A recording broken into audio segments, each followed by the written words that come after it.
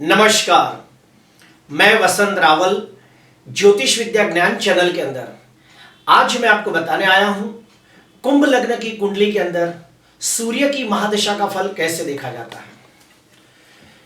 कुंभ लग्न की कुंडली के अंदर सूर्य सप्तमाधिपति बनकर कुंडली का अति मारक ग्रह बनता है और सूर्य का लग्नाधिपति शनि के साथ नैसर्गिक शत्रुता का संबंध है। इसीलिए कुंभ लग्न की कुंडली के अंदर सूर्य की महादशा को बिल्कुल अच्छा नहीं मानते।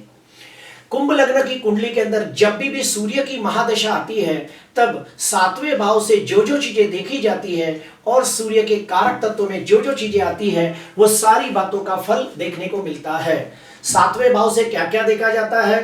पत्नी यानी कि लाइफ पार्टनर, बिजनेस पार्टनर, समुद्री सफर, opposition party, import export.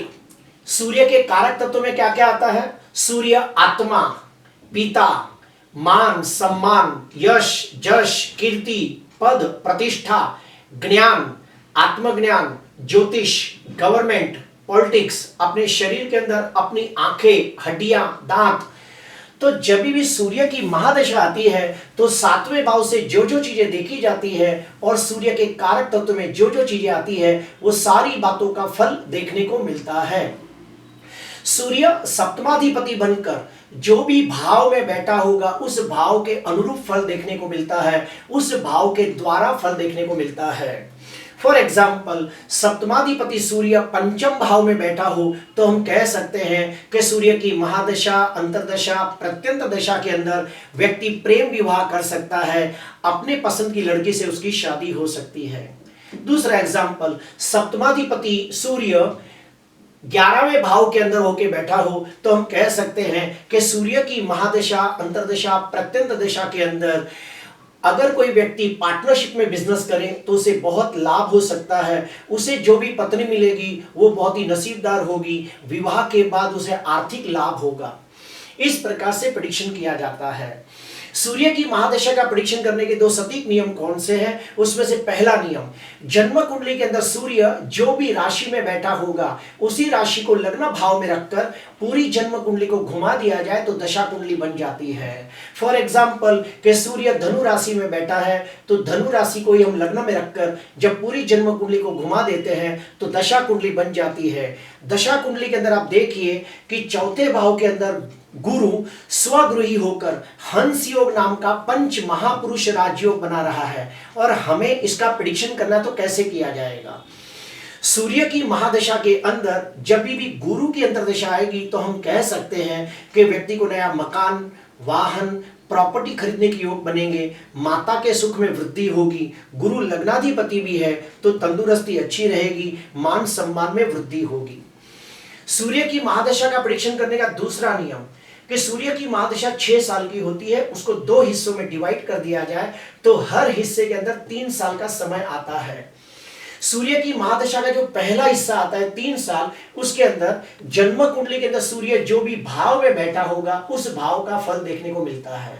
For example कि सूर्य दसम भाव में बैठा है तो दसम भाव से लगती सारी बातों का फल देखने को मिलेगा। सूर्य की महादशा का जो दूसरा हिस्सा आता है 3 साल का, उसके अंदर सूर्य की जो सिंह राशि है जो सप्तम भाव में है तो सप्तम भाव से लगती सारी बातों का फल देखने को मिलेगा। अगर कुंडली के अंदर सूर्य शुभ स्थिति में है, बलवान स्थिति में है, नवमांश में शुभ स्थिति में है तो ये सारी बातों का बहुत अच्छा फल देखने को मिलेगा। और अगर कुंडली के अंदर सूर्य नीच का है या फिर 6वें, 8वें, 12वें स्थान में पीड़ित है, पाप ग्रहों से दृष्ट, पाप ग्रहों से पीड़ित है तो ये सारी बातों का फल अच्छा देखने को नहीं मिलता है। अभी हम लोग एक जनरल स्टडी करेंगे कि कुंभ लग्न की कुंडली के अंदर मान लो सूर्य शुभ स्थिति में हो तो कैसा फल देगा। तो शुरुआत करते हैं सप्तम भाव से। अगर कुंडली के अंदर सूर्य शुभ स्थिति में हो तो सूर्य की महादशा, अंतरदशा, प्रत्यंत दशा के अंदर अगर कोई व्यक्ति कुंवारा होगा तो उसके विवाह के योग बनेंगे और जिस लड़की से या जिस लड़के से उसकी शादी होगी वो सुखी घर का हो सकता है, धार्मिक हो सकता है या फिर प्रतिष्ठित हो सकता है। दूसरा, आगे बढ़ते हैं। अगर कुंडली के अंदर सूर्य शुभ स्थिति में हो तो सूर्य की महादशा, अंतरदशा, प्रत्यंत दशा के अंदर अगर कोई व्यक्ति पार्टनरशिप में बिजनेस करना चाहता हो तो उसे निश्चित तौर पे सफलता प्राप्त होगी। अगर कुंडली के अंदर सूर्य शुभ स्थिति में है तो सूर्य की महादशा के अंदर व्यक्ति इंपोर्ट एक्सपोर्ट का बिजनेस कर सकता है, समुद्र से निकलने वाली चीजों का बिजनेस कर सकता है। अभी हम लोग आएंगे सूर्य के कारक तत्वों के बारे में। सबसे पहला, सूर्य ज्ञान का कारक है। अगर कुंडली के अंदर सूर्य शुभ स्थिति में हो तो सूर्य की महादशा के अंदर व्यक्ति कोई गुढ़ ज्ञान प्राप्त करना चाहता हो, जैसे कि ज्योतिष शास्त्र, वास्तुशास्त्र, तंत्र, मंत्र, यंत्र शास्त्र, धर्म, अध्यात्म, वेद, शास्त्र, पुराणों का ज्ञान प्राप्त करना चाहता हो तो सूर्य की महादशा को सर्वोत्तम माना गया है। सूर्य गवर्नमेंट का भी कारक है। अगर कुंडली के अंदर सूर्य शुभ स्थिति में हो तो सूर्य की महादशा के अंदर कोई व्यक्ति गवर्नमेंट नौकरी के लिए एग्जाम देना चाहता हो, या फिर गवर्नमेंट नौकरी हासिल करना चाहता हो, या फिर गवर्नमेंट नौकरी के अंदर कोई बड़ा पद प्राप्त करने के लिए एग्जाम देना चाहता हो तो सूर्य की महादशा को अति उत्तम माना गया है। सूर्य पॉलिटिक्स का भी कारक है। अगर कुंडली के अंदर सूर्य शुभ स्थिति में हो तो सूर्य की महादशा के अंदर कोई व्यक्ति राजनीति के अंदर यानी कि पॉलिटिक्स के अंदर इलेक्शन लड़ना चाहता हो, राजनीति में कोई बड़ा पद प्राप्त करना चाहता हो तो भी सूर्य की महादशा को सर्वोत्तम माना गया है। सूर्य पिता का भी कारक है।